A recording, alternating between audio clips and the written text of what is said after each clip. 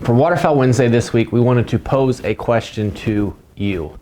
Now, it's a big debate amongst all of us that are a part of Fouled Reality, and there's not a right or wrong answer. It's personal preference.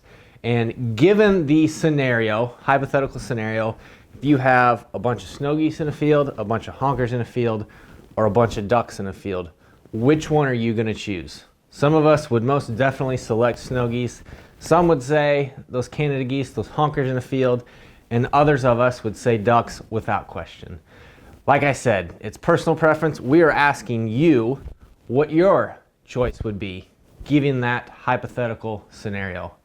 Are it those ducks that sometimes almost race down into your spread, or looking off in the distance and seeing that flock of ducks and knowing that that's what they are? They're not geese, they are ducks. And as they get closer, you don't know what species it is. There's a huge variety of ducks that you can shoot on a hunt, and until they get to a certain point, you might not know what species it is. It's a lot of fun going out there and shooting a mixed bag. Yes, greenheads are king, and we all love to shoot limits of green, but there's absolutely no issues that any of us have with shooting a mixed bag of pintail or gadwall or mallards or teal. A duck is a duck. We love hunting them all. We love shooting them all. Maybe you're the type that, given the choice, you're going to say, hands down, Canada geese.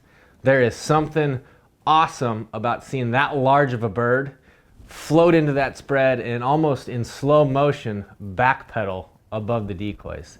It's also cool to be able to command that goose that's circling out there at a distance. You hit that spit note 2 or 3 times and you watch him turn on a dime, and here he comes back, or here he comes for the first time, and next thing you know, those big old black feet are kicked back. He's getting ready to lighten the decoys.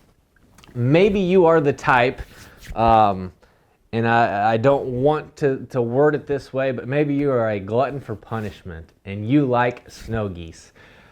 I will admit it is awesome to look up through that layout blind and just see the sky come alive with these little black and white ants that are snow geese, all the way stacked up through the heavens, circling, tornadoing down on you.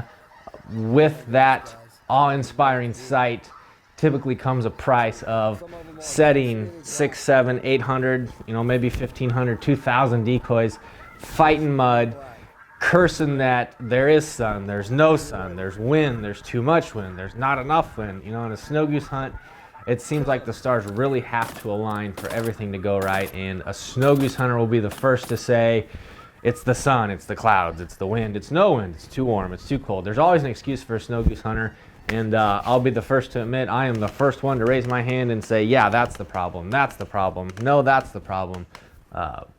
But being able to sit underneath that tornado is an incredible, incredible sight, and what I always tell people on a snow goose hunt, when it works, there's absolutely nothing like it, but unfortunately, it doesn't work enough.